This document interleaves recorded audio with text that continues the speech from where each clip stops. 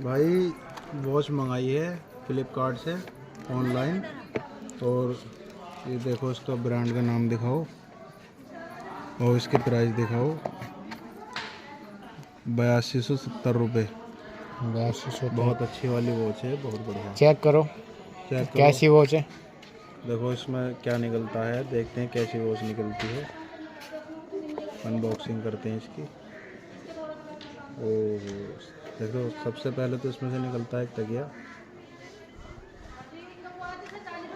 एक card, brand का नाम है। लो भाई दोस्त, इसका एक बार फोटो खींच दो। ये फ्लिपकार्ट वाले भैया अभी डिलीवरी इनको मत करी है। दिखाओ। हाँ, हमें भी दिखा रहे हैं, और दिखाइए। ये देखो एक कार्ड और है इसके अंदर, लाओ लाओ जल्दी दिखाओ।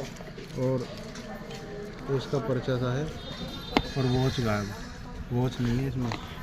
8270 रुपये की वॉच है और वॉच गायब। ओके।